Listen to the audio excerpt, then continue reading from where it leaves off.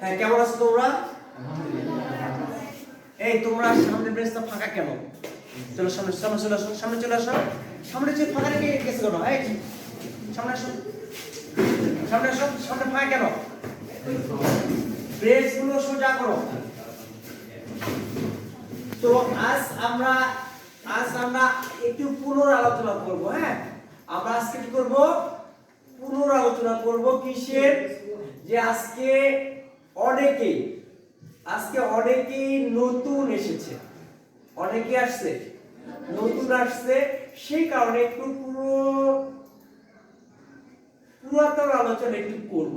এখানে আমরা যা দিয়েছি, ঠিক আছে? হ্যাঁ,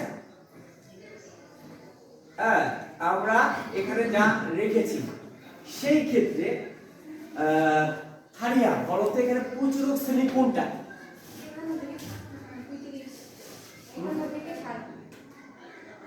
এটা সবচেয়ে 35 বড়, বেশি কিছু নেই।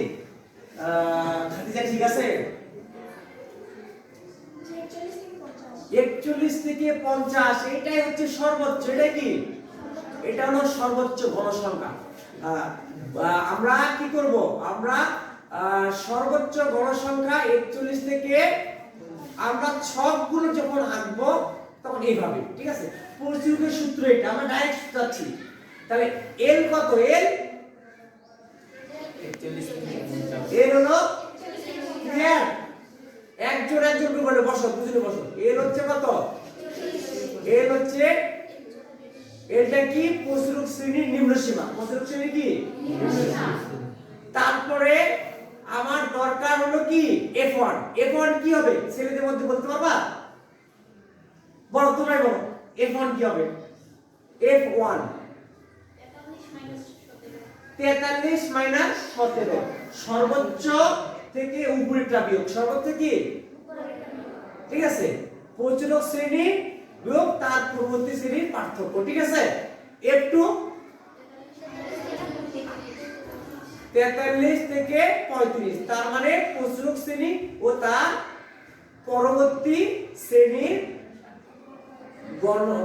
ঘটন সংখ্যা বা গণসংখ্যা। ঘটন সংখ্যা বা ওটাকে আমি দিয়েছি এর জন্য নাম দেওয়ার জন্য, ঠিক আছে? এইটা কি? শ্রেণী ব্যক্তি। বড় থেকে হাতে কত আসে? 10। শ্রেণী ব্যক্তি 10। তাহলে কি এখন আমরা সূত্রগুলো যে বসাই প্রচুরক, তাহলে এখন কি? এল কত? 41 থেকে 50। যেহেতু প্রচুরক হলো 41, নিম্ন সীমা কত? এল। তারপরে F1, ঠিক আছে? হ্যাঁ, তারপরে F2, ঠিক আছে? হ্যাঁ, H, ঠিক আছে? নাকি অন্য কিছু হয়েছে? সঠিক আছে তো নাকি? বুঝতে পারোনি এমন কেউ আছো? আমি বারবার আবার আলোচনা করতেছি। আমি বুঝতে পারোনি কেউ আছে এখনো? বলো। হ্যাঁ, আবারও বলছি যে সবচেয়ে বেশি গণসংখ্যা এখানে 43, সেই কারণে আমরা বলতেছি 41 থেকে 43 50 এটা হচ্ছে প্রচুরক শ্রেণী। এই প্রচুরক শ্রেণীর কোনটা হচ্ছে কি? নিম্ন সীমা, বেশিটা হলো কি? উচ্চ সীমা, ঠিক আছে? এই নিম্ন সীমাটা হচ্ছে এল, আর এই 43 বিয়োগ আগেরটা পূর্ববর্তী 17, এটা হলো F1। 43 বিয়োগ নিচেরটা, এটা হলো কি? F2। আর 21 থেকে 30 হাতে গুনলাম 10, এটাই হচ্ছে H। এখন এই মানগুলো আমরা এখানে বসিয়ে দিয়েছি, আর কি অ্যানসার চলে আসছে। এলো কি? প্রচুরক নির্ণয়। এলো কি? এ হলো প্রচুরক নির্ণয়। মজার ব্যাপার, প্রচুরক নির্ণয়ে কোনো ছক লাগে না, ঠিক আছে? কোশ্চেন থেকে সরাসরি নাকি সরাসরি এর এর মান বের করব, F1 বের করব, F2 বের করব, ঠিক আছে? আজকে আমরা যেটা নিয়ে আলোচনা করব সেটা কি? এই যে সরাসরি ছক থেকে এইভাবে, বুঝতে পারছো?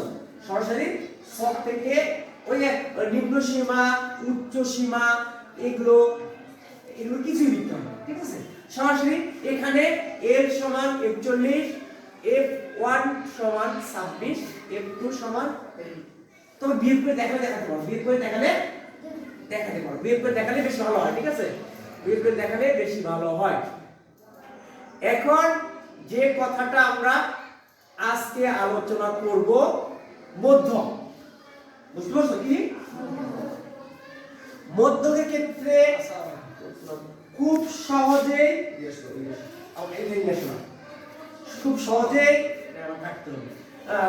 সহজেই কি করতে হবে? মধ্যক যখনই আমরা খাতায় ছক আঁকবো, যখনই খাতায় কি করবো তখন ছকটা এইভাবে আড়াই না, খাড়া ভাবে আঁকতে হবে, ঠিক আছে? খাড়া ভাবে। মধ্যকের জন্য ছক হবে, এখানে কয়টা হবে? 1 2 3 4 5, এখানে দুইটা আছে। কয়টা আছে? দুইটা। আর মধ্যকের জন্য লাগবে তিনটা। মধ্যকের জন্য লাগবে কয়টা? তিনটা। শ্রেণী ব্যবধান, শ্রেণী ব্যবধান আর কি দেখো ছকটা কেমন কেমন হবে? মধ্যক বিন্দুর ছক, ঠিক আছে? বুঝতে পেরেছো? শ্রেণী ব্যবধান, গণ সংখ্যা, ক্রমযোজিত গণ সংখ্যা, খুব ভালো করে দেখো। 4 করতে 4, 4 আর 8 যোগ করলে কত হয়? 12 আর 10 যোগ করলে কত হয়? 22 আর 20 যোগ করলে কত হয়? 42 আর 12 যোগ করলে কত হয়? 54, 54 আর 6 যোগ করলে কত হয়? বুঝতে পেরেছো? তাহলে কি প্রথমে এইটা সরাসরি, ঠিক আছে? ক্রমযোজিত অনুসারে, তারপরে ওটার সাথে নিচেটা যোগ, যেটা পেলাম সেটার সাথে আবার নিচেটা যোগ, যেটা পেলাম সেটার সাথে আবার নিচেটা যোগ, যেটা পেলাম সেটার সাথে আবার নিচেটা যোগ, যেটা পেলাম সেটার সাথে নিচেটা যোগ। ক্লিয়ার? আবার যেটা পেলাম সেটার সাথে নিচেটা যোগ, আবার যেটা করলে কি হবে? একটা মজার ব্যাপার, মোট n, n এর মান যেটা হবে, এটা কি মোট মানে কি n? n এর মান যেটা হবে সর্বশেষ ক্রমজোড়ের গড় সংখ্যা সেটাই হবে। n কত আসছে? 60। n কত আসছে? 60 এর অর্ধেক কত? 30। উপর থেকে যোগ করে আসো, উপর থেকে কি করে আসো? 8 4 এ 12 10 এ 22, 22 আর 20 এখানে 30 আছে। এখানে কি আছে? এই ঘরটাই বিশাল ঘর। এই ঘরটাই যে এটা হচ্ছে কি? এটার নিম্ন সীমা হচ্ছে n, এটা নিম্ন সীমা কি? আর এটার নিম্ন সীমা হচ্ছে কি? n। আর এটা হচ্ছে f1, এটা কি? fm, এটা কি? আর এটা থেকে উপরে, এটা থেকে কি? উপরে fc, এটা থেকে উপরে সেটা কি? fc কত? 22, fc হলো 22, ঠিক আছে? fc হলো কত? 22। আর শ্রেণী ব্যাপ্তি বলো, হাতে বলো, 45 থেকে 49 কত হয়? হাতে বলো কত? শ্রেণী ব্যাপ্তি হলো 5, তাহলে h সমান 5।